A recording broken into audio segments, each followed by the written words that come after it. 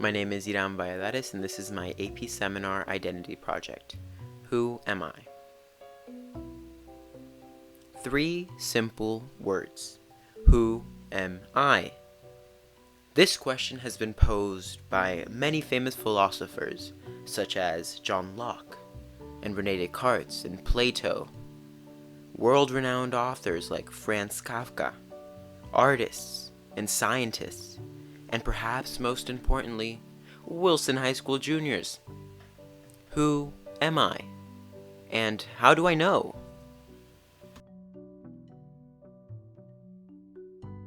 But first, a little about me. My name is Hiram. I was born in 2003, which makes me a member of Generation Z.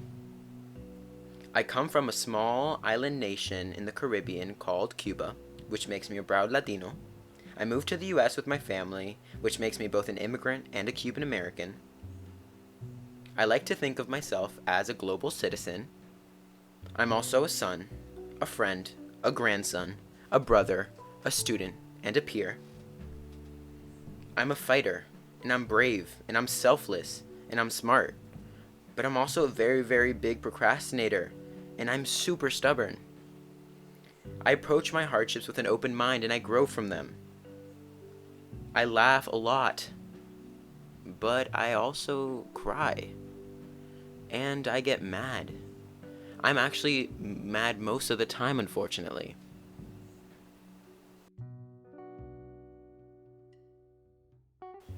On the first day of our AP seminar class, we were asked, who are we? My answer was all the things I listed before. I am my race, I'm Cuban. My relationships, I'm a brother, I'm a son. My characteristics, I'm a fighter. And my memories, my experiences. But then I thought, do these define me? Are these who I am? Are these too superficial? Am I not digging deep enough? What am I? Who am I? Who can I become? Am I these things? My answer, no, I am not.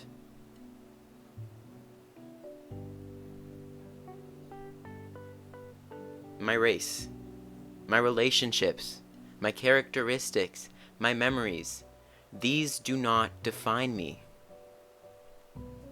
Let's start with why I think race does not define me. As we learned from Honky, the majority of people of color think about their race, culture, and ethnicity when we are presented with this question. I looked at this question in 2 main ways. First, literally. Well, I'm Cuban, like I said, I'm an immigrant, but I'm also descendants of Americans, British people, Spaniards, Spanish Arabs, Italians, and the list goes on and on and on and on. So am I all these things? Can I define myself as Spanish, as Italian, as Arab?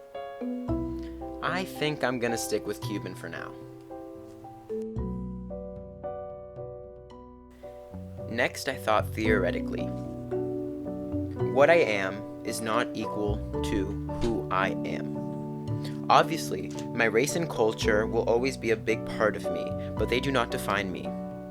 These labels are devised by society to put us in a box, to not let us think critically, analyze, be someone else. Next, I want to speak a little bit on characteristics. As we know, characteristics are based on perception. People think differently, people have different opinions.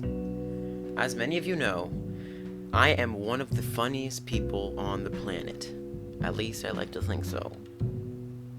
For example, my mom always laughs at my jokes all the time, even if I'm not even saying a joke.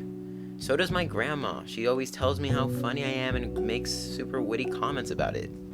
But then, my closest friend Avery tells me that I'm not funny at all. I love you, Avery. No offense.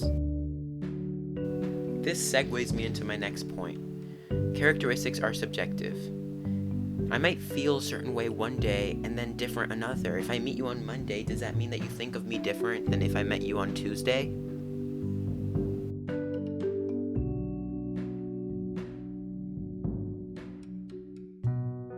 Thirdly, I'd like to talk about memories.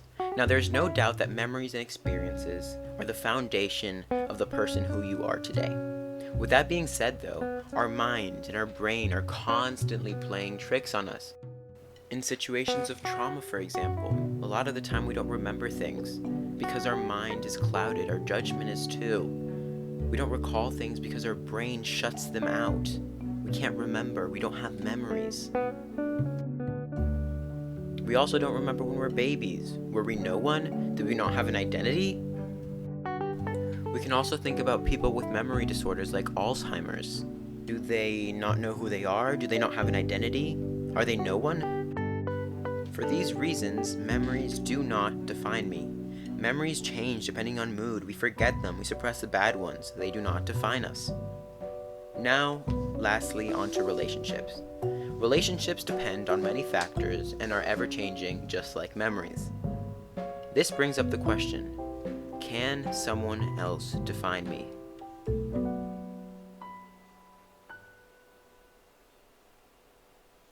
No is my answer to this. I am me, and you are you. This might be simple, but many times we forget, especially nowadays in our society. We might have a shared identity that revolves around both of our own identities, but my identity is mine, and yours is yours. We can't let outside sources hinder who we are, because then we become biased and we have judgments. Outside factors will always try to get into our heads, but we can't let them, because that is not who we are. That is who society wants us to be. So now all of you are probably asking the same question. Hiram, who are you then? The honest answer is, I don't know. Nowadays, society has programmed us to try to fit expectations, stereotypes. I can't tell you who I am because I don't know who I truly, truly deep down am. Our imaginations, our dreams, they're supposed to run wildly, but nowadays, we're limited to reality, or our perceived reality. René Descartes' basket theory does not apply to us anymore, because we think what society wants us to think. Our thoughts, our ideas, are actually not our own. They're society's. This cannot be used. So, who am I? What defines me? It's not race, it's not memories, it's not characteristics, it's not relationships. My answer? I will never know who I am. This is the end. For now. Thank you for watching my AP seminar project.